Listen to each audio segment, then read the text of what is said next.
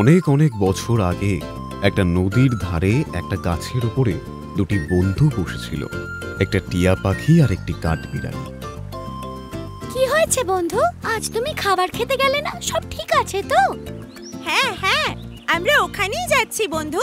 ওখানে বাগানের কলার ফুল থেকে খুব ভালো মধু পাওয়া যায়, তুমি জানো? এখানে আমি তোমাকে ওটা বলতে এসেছি। হ্যাঁ ঠিক আছে, তাহলে আজকে আমি তোমার সঙ্গে খাবার খাবো। চলো চলো যাই আমরা। ঠিক তখনই ওরা দেখতে পেল একটা পিঁপড়ে পিছলে গিয়ে জলে ডুবে যাচ্ছে। পিঁপড়েটা ডুবে যাচ্ছে দেখে টিয়া পাখিটা নিজেকে ধরে রাখতে পারলো না, আর ওই পিঁপড়েটিকে বাঁচানোর জন্য টিয়া পাখিটা গাছ থেকে উড়ে গিয়ে পিঁপড়েটির কাছে গেল। পিঁপড়েটা ডুবে যাচ্ছে দেখে টিয়া পাখিটির মনে খুব কষ্ট হলো।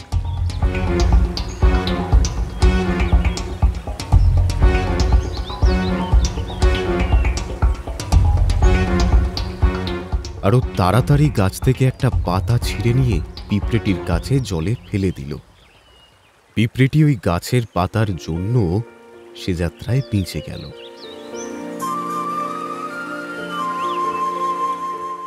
তারপর টিয়া পাখিটি পাতাটা ঠোঁট দিয়ে তুলে নদীর কিনারায় এসে রেখে দিল।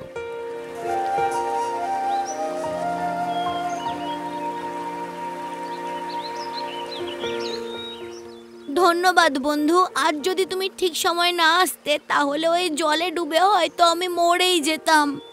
তোমার প্রাণ আমি বাঁচাতে পেরেছি, এর জন্য নিজেকে ভাগ্যবান মনে হচ্ছে। কি, তুমি নিজেকে ভাগ্যবান বলছো? হ্যাঁ, সেজন্যই তো তোমাকে বাঁচাতে আমি সক্ষম হলাম। কারোর জীবন বাঁচাতে সক্ষম হওয়াটা সত্যি খুব সৌভাগ্যের বন্ধু।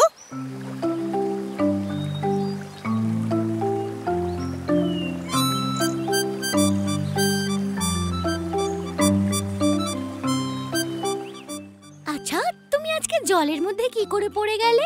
আমি জলের ওই পারে একটা গাছে বসেছিলাম, ওখানে আমি মধু আনতে গিয়েছিলাম। তখনই আমার পাটা পিছলে গেল আর আমি ওই নদীতে পড়ে গেলাম। যদি তুমি গাছের উপর সাবধানে না চলো তাহলে তো এরকমই হবে। যাই হোক, টিয়া তোমাকে সঠিক সময় এসে বাঁচিয়ে নিয়েছে, না তো তুমি নদীতে পড়ে গিয়ে সমুদ্রে চলে যেতে। বন্ধু টিয়া, আমি তোমার এই ঋণ কোনো দিনও ভুলবো না। আমি এর পরিবর্তে তোমার সাহায্য করতে চাই। তুমি কি আমাকে সাহায্য করতে দেবে? তুমি আর কি সাহায্য করবে? তুমি তো নিজেই উঠতে পারো না, আর আকাশে উড়ন্ত টিয়া পাখি সাহায্য করবে? খালি ছোট মুখে বড় বড় কথা। বাবা এসেছে নাকি টিয়ার সাহায্য করবে বলে। এরম করো না, এভাবে কখনো কাউকে নিয়ে হাসতে নেই। বন্ধু পিঁপড়ে, আজ থেকে আমরা দুজন খুব ভালো বন্ধু, ঠিক আছে? আর এই বলে টিয়া পাখিটা উড়ে গেল, আর কাঠবিড়ালিটাও নিজের গাছে উঠে গেল। আর তারপর একদিন একটা শিকারী তার শিকারের খোঁজে ওই জায়গাতে এলো, আর চারিদিকে শিকারী নিজের শিকারটাকে খুঁজে বেড়াচ্ছিল। ঠিক তখনই একটা গাছের ডালে একটা টিয়া পাখি দেখতে পেল, আর এটা দেখে সে খুশি হয়ে গেল। তখনই পিঁপড়েটা নিজের খাবার নিয়ে ওই রাস্তা দিয়ে যাচ্ছিল। হঠাৎ সে দেখতে পেল যে একটা শিকারী কোনো কিছুকে শিকার করতে যাচ্ছে। আরে বাবা, এই শিকারীটা তো আমার টিয়া বন্ধুর দিকে তাক করে দাঁড়িয়ে আছে। আমাকে ওকে বাঁচানোর জন্য রাস্তা বের করতেই হবে। টিয়াটিকে বাঁচানোর জন্য পিঁপড়েটি শিকারীর কাছে গেল আর তার পায়ে জোরে কামড়াতে শুরু করলো।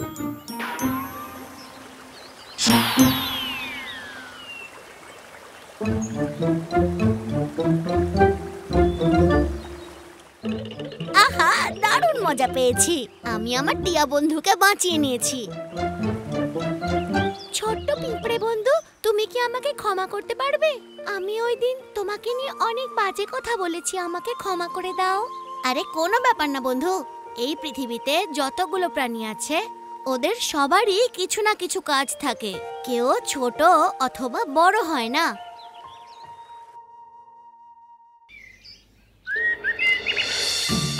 আহা, তোমরা তিনজনেই সকাল হতে না হতে খেলা শুরু করে দিয়েছো। হ্যাঁ,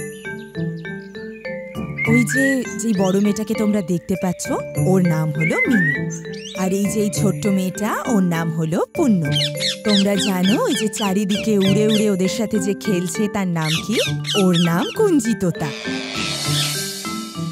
যখন মিনুর বাবা মা সকালবেলা অনেক দূরের ক্ষেতে কাজ করতে বেরিয়ে যায়, তখন মিনু, পুন্নু আর ওদের কুঞ্জি তোতার দায়িত্ব দিদার ঘাড়ে থাকে।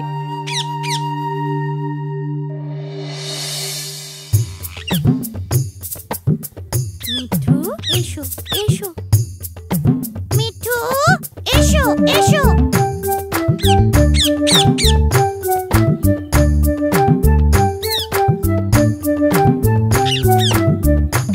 পুন্নু, মিন্নু, অনেক খেলে ফেলেছ, চলো এবার তো খেতে হবে। হ্যাঁ, এখনই আসছি দিদা।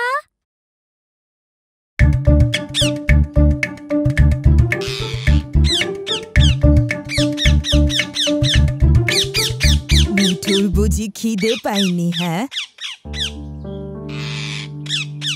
দিদা ও একটু আগেই দানা খেয়েছে।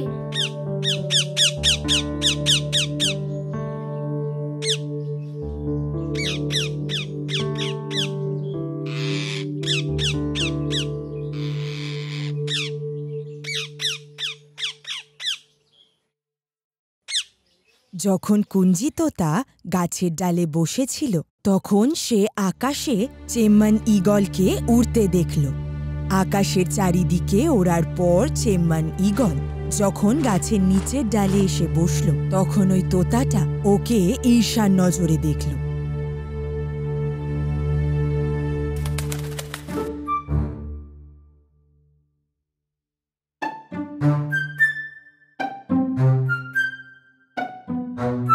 চেম্বা, তুমিও একটা পাখি, আমিও পাখি, আর তুমি মেঘেদের ওপরেও উঠতে পারো, পাহাড়ের ওপরে বাসাও বাঁধতে পারো, কিন্তু আমি অত ওপরে মেঘেদের ওপর উঠতেই পারি না।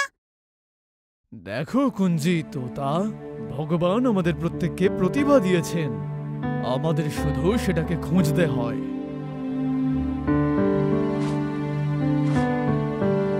যদিও চেম্মান গরুর ওকে সান্ত্বনা দেওয়ার চেষ্টা করল, তাও আমাদের কুঞ্জি তোতা খুশি হল না।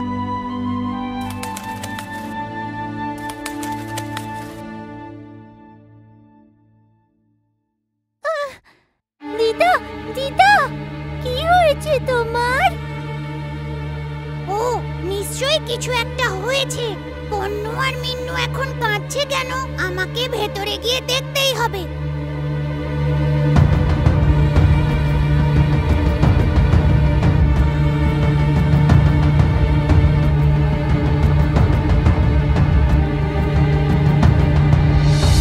আরে, দিদা তো মাটিতে পড়ে আছে। দিদা, দিদা, দিদা, দিদা, দিদা, দিদা, দিদা কোনো কথা বলছে না কেন? হ্যাঁ, বরং এটাই ভালো হয় আমি খেতে গিয়ে কবিরাজ মশাইকে সবটা খুলে বলি।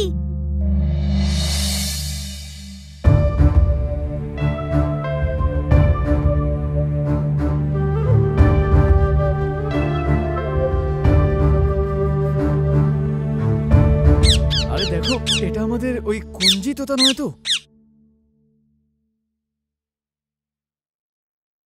দিদা, দিদা, দিদা, দিদা। এ তো দিদা দিদা বলছে, তাহলে ঘরে কোনো বিপত্তি আসেনি তো? হতেও পারে, তাড়াতাড়ি চলো। হ্যাঁ হ্যাঁ, বরং তাড়াতাড়ি চলো।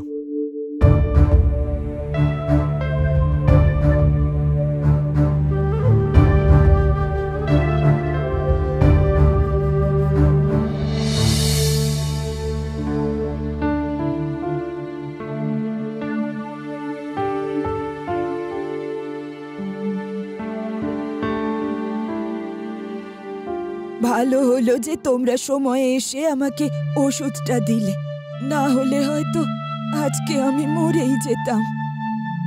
আমার যে শরীর খারাপ সেটা তোমরা কি করে জানলে? আরে এই সব কিছুই হয়েছে ওই কুঞ্জি তোতার বুদ্ধির জন্য। ও আমাদের কাজের জায়গায় গিয়ে বোঝালো দিদার শরীর খারাপ হয়েছে। আর এরপর থেকে কুঞ্জি তোতাকে সবাই আরো বেশি ভালোবাসতে শুরু করলো।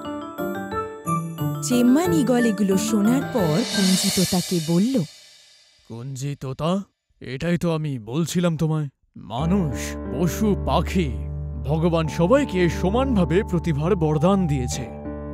আমি সবচেয়ে উঁচুতে উড়তে পারি, কিন্তু শুধুমাত্র তোমাদের এই তোতা প্রজাতি একমাত্র মানুষের কথার অনুকরণ করে কথা বলতে পারে। তোমার এই প্রতিভার জন্যই তো আজকে দিদার প্রাণ বেঁচে গেল। আমরা তখনই আরো উঁচুতে উঠতে পারি যখন আমরা বুঝতে পারি যে আমাদের প্রতিভা কি কি আছে আর কোন সময় সেটাকে ব্যবহার করা উচিত। চেম্বা, তুমি কি জানো তুমি কতটা বুদ্ধিমান যে আমাকে এত কিছু বোঝালো?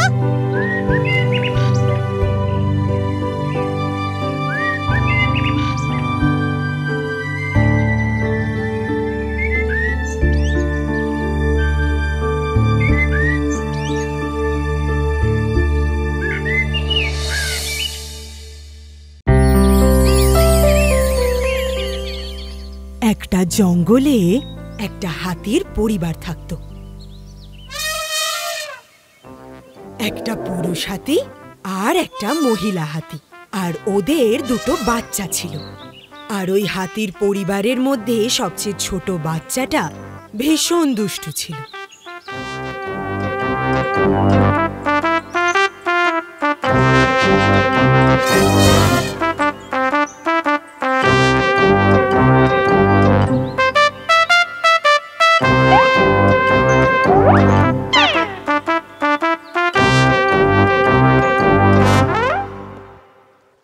একদিন ওই হাতির পরিবার জঙ্গলের নদীতে স্নান করতে এসেছিল।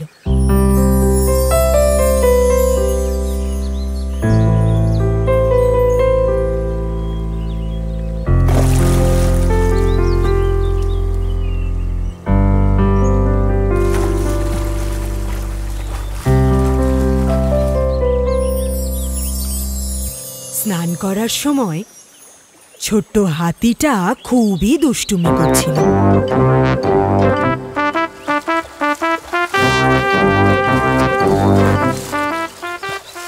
বাবু, দেখো নদীতে এখন জোয়ার এসছে, তুমি কিন্তু বেশি দূরে যাবে না। তুমি ঠিক বলেছো, ও এখন একটু বেশি চঞ্চল হয়ে উঠেছে। খুব চঞ্চল হয়ে গেছো তুমি, চুপচাপ স্নান করো। ওই সময় নদীর পাড়ে একটা গাছের ওপর একটা ছোট পাখি বসেছিল। ছোট্ট হাতিটার দুষ্টুমিগুলো সে বসে বসে দেখছিল। এটা দেখতে তার খুব মজা লাগছিল। আরে বাহ, এর খেলাটা দেখতে তো বেশ মজা লাগছে। ছোট্ট হাতিটার সঙ্গে ওই ছোট্ট পাখিটা বন্ধুত্ব করতে চাইল।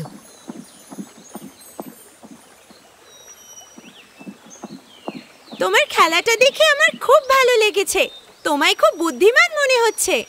আমার সাথে বন্ধুত্ব করবে? কি? তোমার এটা জিজ্ঞেস করার সাহস কিভাবে হয়? তুমি কি এটা আদেও জানো আমি হাতির বাচ্চা? এই পৃথিবীতে সব প্রাণীর মধ্যে আমি সবথেকে বড় প্রাণী। তুমি একটা বোকা পাখি। আমরা কখনোই বন্ধু হতে পারি না, তোমার কোনো যোগ্যতা নেই। ও, তাহলে এই ব্যাপার। আমি তোমায় এমনি জিজ্ঞেস করছিলাম। তোমার খারাপ লাগলে ক্ষমা করে দিও। আর ওই ছোট্ট হাতিটার সঙ্গে সে বন্ধুত্ব করতে পারল না। বেচারা ছোট্ট পাখি, সে মন খারাপ করে ওখান থেকে চলে গেল। আর ছোট্ট হাতিটার দুষ্টুমি আরও বেড়ে গেল। তারা স্নান করার পর জঙ্গলের দিকে যেতে লাগলো।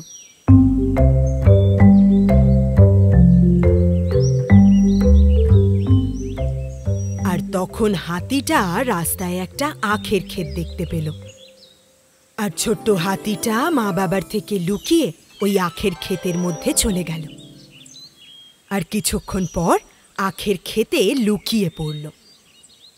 আর ওরা তিনজন এটা জানতই না, তাই ওরা এগিয়ে চলল। আর ছোট হাতিটা আখের ক্ষেতের মধ্যে গিয়ে আখ খেতে শুরু করল। আরে বাহ, এটা কত মিষ্টি! দারুণ তো! আমি কত ভাগ্যবান যে আমি এখানে আসতে পেরেছি। ওখানে যতগুলো আখ গাছ ছিল একটা একটা করে সে সব ভেঙে দিল, আর কয়েকটা খেয়েও নিল।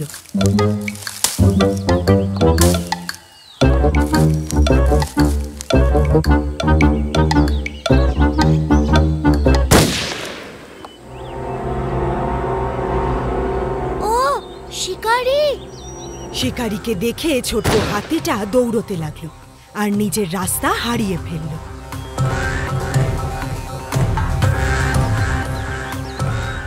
আমাকে বাঁচাও, আমাকে বাঁচাও, কেউ বাঁচাও। বেচারা, সে খুব জোরে জোরে কাঁদতে লাগলো।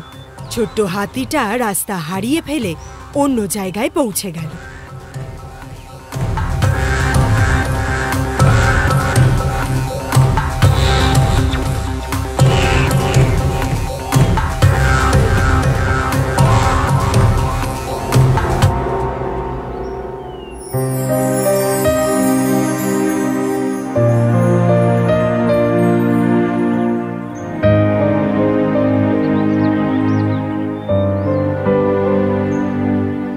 রাস্তা খুঁজে না পেয়ে সে খুব কাঁদতে লাগলো। মা বাবা, এখন আমি কোথায় যাব? মা, মা।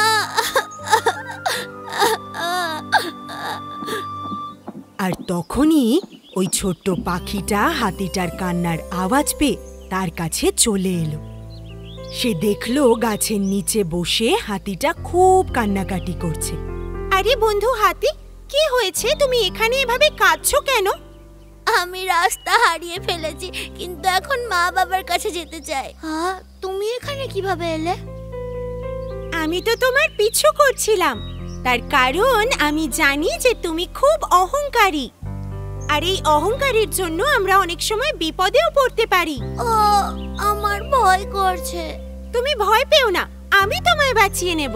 তুমি আমার সাথে চলো, আমি তোমাকে তোমার মা বাবার কাছে নিয়ে যাব, কেমন? ছোট্ট পাখিটা উড়ে উড়ে হাতিটাকে রাস্তা দেখাতে লাগলো, আর হাতিটা ওই ছোট্ট পাখিটার পিছু পিছু যেতে লাগলো। আর এভাবেই ওই পাখিটা ছোট্ট হাতিটাকে ওর পরিবারের কাছে পৌঁছে দিল। সোনা, তুমি কোথায় গেছিলে? মা, আমি রাস্তা হারিয়ে ফেলেছিলাম, এই পাখিটা আমাকে বাঁচিয়েছে। ছোট হোক বা বড় হোক, আমাদের কখনো কাউকে ছোট করে দেখা উচিত নয়।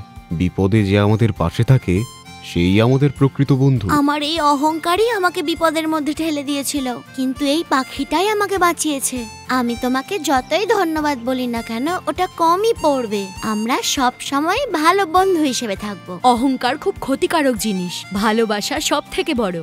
যারা ভালোবাসতে জানে তারা একে অপরের সঙ্গে সব সময় থাকতে পারে।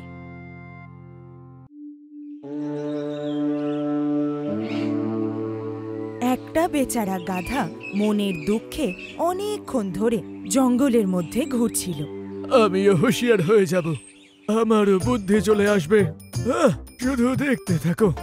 যখন ওই গাধাটা মনের দুঃখে চলছিল, তখন সে গাছের নিচে একটা ছোট্ট জেব্রাকে বিশ্রাম নিতে দেখল। আরে বন্ধু, আরে উঠে যাও। ছোট্ট জেব্রাটা গভীর ঘুমের মধ্যে ছিল। জেব্রার ঘুম ভেঙে যাওয়ার রাগটা সে কোনোভাবে সংযম করে বলল,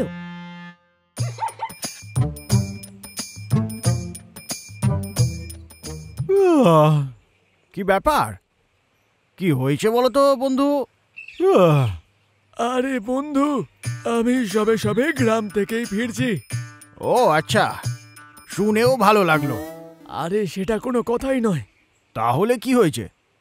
কি সমস্যা বলো দেখি। আসলে জানোই তো যে আমি আসলে খুবই বুদ্ধিমান, তো আমার আরো একটু বেশি বুদ্ধি চাই। তুমি কি এতে আমায় সাহায্য করবে? আমি কি সাহায্য করতে পারি? আমি তোমার মতো থরি না বুদ্ধিমান, আর তাই তো বলি কি সাহায্য করব। ওই কথাটা তো আমি জানি। বন্ধু, একটা কথা শুধু বলতে পারবে যে এই জঙ্গলে সব থেকে ভালো ডাক্তার কে আছে? আচ্ছা, তাহলে এটাই হলো ব্যাপার। তোমার জন্য ডাক্তার হিসাবে এই জঙ্গলে একজনই আছে খুব বুদ্ধিমান। সেটা কে? শিয়াল পণ্ডিত। খুব নামডাক আছে, আর বুদ্ধি বাড়ানোর ব্যাপারে তো ওষুধের অভাব ওর কাছে নেই। এটা কি সত্যি? হ্যাঁ, একদম। এখানে তো কত কেউ ওর থেকেই বুদ্ধি বাড়াবার ওষুধ নিয়ে গেল। এইদিকে হাঁটা লাগাও, বুঝলে? তুমি সোজা ডাক্তারের গুহায় পৌঁছে যাবে। তোমাকে অনেক অনেক ধন্যবাদ। হ্যাঁ, যাও না, যাও। এইখান থেকেই শুরু হলো তোমার কপাল খারাপের দিন। হারে হারে টের পাবে কাকে বিরক্ত করলে।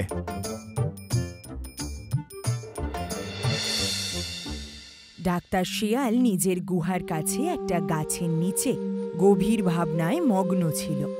তখনই ডাক্তারের সহায়ক কীর্তন ভাল্লুক ওখানে এলো। মাস্টার, আপনার কি হয়েছে মাস্টার? আমি বলি কি, গুহার কাজ তো অর্ধেক হয়েই এসেছে। আমার হয়তো নদী কিনারের ওই গোল পাথরগুলোর দরকার হতে পারে। আমার কাজের জন্য কোনো শ্রমিকও তো পাচ্ছি না। আমি এই জন্য খুবই দুঃখী। কি হয়েছে মাস্টার? শ্রমিকদেরকে কাজ করাতে হলে অনেক টাকা দিতে হবে। এটা কোনো কথা হলো? নমস্কার ডাক্তারবাবু। হ্যাঁ, নমস্কার। তুমি পাশের জঙ্গলের চিন্নন গাধার ছেলে নও তো? আরে না না, আমি তো গ্রাম থেকে এখানে এসেছি। এখানে কেন এসেছো? ডাক্তারবাবুর সঙ্গে কথা বলতে। এমনিতে আমি তো পয়সা ছাড়া কারোর সঙ্গে দেখা করি না, তবে তুমি গ্রাম থেকে এসছো, তুমি এই জন্য আমার সঙ্গে দেখা করতেই পারো। দেখেছো, তোমার তো বিশ্বাসই হয় না যে আমাকে এখানে কতজন পছন্দ করে। এখনই দেখো। ডাক্তারবাবু, আমার না বুদ্ধি বাড়ানোর প্রয়োজন, ওই জন্যই এখানে এসেছি। বুদ্ধি বাড়াবে? হ্যাঁ ডাক্তারবাবু, আমিও বুদ্ধির ব্যবহার করে একটা ভালো কেউ কেটা তৈরি হব, বাকি সবার মতো। আচ্ছা, তোমার কত কেজি বুদ্ধি লাগবে? সেটা যতটা বেশি হয় ততই ভালো। তাহলে তোমার বুদ্ধি চাই, আর সেটাও কিলোগ্রামের মধ্যে। আর যদি পারা যায় তাহলে নাচ গানটাও শিখিয়ে দিতে পারেন। একে দিয়ে আমি গুহার কাজ শেষ করিয়ে নিতে পারি। হ্যাঁ, তাহলে বলুন। ঠিক আছে, তোমায় কয়েকদিন এখানে তাহলে থাকতে হবে। ও আচ্ছা, আমি আছি। তাহলে কি বুদ্ধি বাড়বে? আরে বাবা, অবশ্যই বাড়বে। এই যে ভালু এখানে আছে না, এই অনেক বেশি বুদ্ধিমান। ওর মতো বুদ্ধিমান হলেই হবে তো? হ্যাঁ হ্যাঁ, ঠিক আছে। তাহলে আমি যেটা বলছি সেটা মন দিয়ে করতে থাকো, বুঝলে তো? ওটা তোমার চিকিৎসারই একটা অংশ। এইভাবেই নিজের বুদ্ধি বাড়াতে এসে গাধাটা শেয়াল যা যা বলছিল সেই কাজগুলো মন দিয়ে করতে শুরু করলো।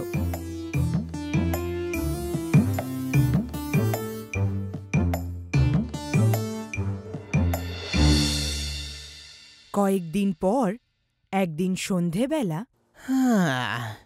শেষ পর্যন্ত আমার এই গুহার কাজটা ওই মূর্খ গাধার জন্য হয়ে গেল।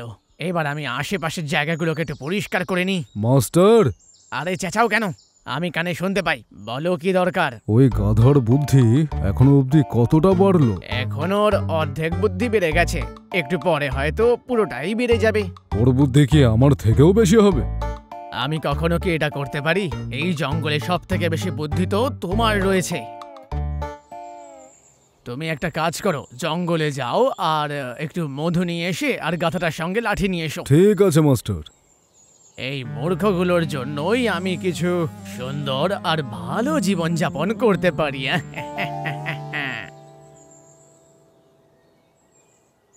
ভাই ভালু, একটা কথা বলো তো। আমি এসেছি এতদিন হয়ে গেছে, আমাকে আরো কয়েকদিন থাকতে হবে বুদ্ধি পাওয়ার জন্য। অবশ্যই থাকতে তো হবেই। তুমি এগিয়ে চলো, আমি একটু মধু খেয়েই চলে আসছি। আরে বন্ধু, আরে ব্যথা করছে পেটে। একটা রঙিন তোতা পাখি একটা গাছের ডালে বসে এই সব কিছু দেখছিল। পাখিটা ধীরে ধীরে উড়ে এসে গাধার কাছে এসে বলল, আচ্ছা শোনো, তোমাকে আমি কয়েকদিন ধরেই এখানে দেখতে পাচ্ছি। তুমি কি এই জঙ্গলে নতুন এসেছো? আরে না, আমি তো এখানে গ্রাম থেকে এসেছি। কেন এসেছো? গাধা ওই পাখিটাকে জঙ্গলে কেন এসেছে সেটা বলতে লাগলো। এটা শুনে তোতা পাখিটা জোরে জোরে হাসতে লাগলো। তুমি সত্যি খুব বোকা। আমাকে মূর্খ বলবে না।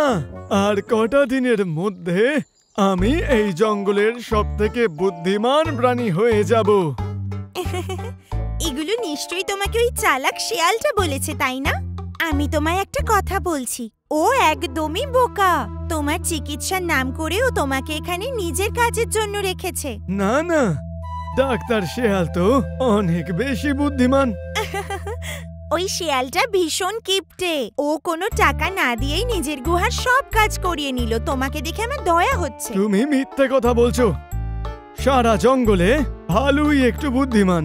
ডাক্তার শেয়াল তো আমাকে ভালো ভাইয়ের থেকে একটু বেশি বুদ্ধি দেবে। আরে মূর্খ, তোমাকে ওই শেয়ালটা ফাঁসিয়ে দিয়েছে। আমি প্রমাণ করে দেখাবো, আসো। গাধা আর পাখিটা ভাল্লুকের কাছে গেল। ভাল্লুক দাদা, কি হলো তোতা? তুমি এই মধুটা ডাক্তার কাকুর ঘরে কিভাবে ভরবে? এটা কি পুরো শেষ হয়ে যাবে না? আরে একেবারেই না, আমি তো এই কলসি থেকে ধীরে ধীরে মাস্টারের বড় কলসিতে এইভাবে সব ঢেলে দিই, একদম এইভাবে। এবার আমি বুঝতে পারলাম, তুমি কি কিছু বুঝলে? হ্যাঁ, আমি বুঝেছি, আমি সবই বুঝে গেছি। ধন্যবাদ ভাল্লুক দাদা, এবার আমি আসি। আচ্ছা ঠিক আছে, যাও। মূর্খ লোকেরাও সত্যি কেমন ছোট ছোট প্রশ্ন করে। ওই মূর্খটা এখনো বুঝতে পারলো না যে মধুটাও মাটিতে ফেলে দিয়েছে, দেখলে? কথা তো ঠিকই, ওই ধূর্ত শেয়াল আমাকে ফাঁসিয়ে দিয়েছে। কোনো ব্যাপার না, তুমি খুব তাড়াতাড়ি যে কাউকে বিশ্বাস করে ফেলো, এটাই তোমার সমস্যা। কিন্তু এখন আমি কি করব? তুমি অনেক পরিশ্রমী, আর এটাই তোমার সবচেয়ে বড় গুণ। আগে তুমি এটা বুঝে নাও। এবারে বুঝতে পেরেছি, আমি আমার ভুল বুঝতে পেরে গেছি। খুব ভালো। প্রত্যেকটা জীবেরই নিজের একটা গুণ থাকে, যেমন কোকিল গান গাইতে পারে, ময়ূর নাচতে পারে, মাছ সাঁতার কাটতে পারে, তেমনি পাখি উড়তে পারে। আমাদের শুধু নিজেদের গুণটা খুঁজে বের করা উচিত, বুঝলে? বুঝে গেছি। ঠিক আছে, এখন গিয়ে শেয়ালের থেকে তোমার টাকাটা নাও। তুমি পরিশ্রম করেছো যখন, তার ফল তোমার পাওয়া উচিত। তোতার এই কথাটা শুনে গাধাটা ওই শেয়ালের কাছে গেল।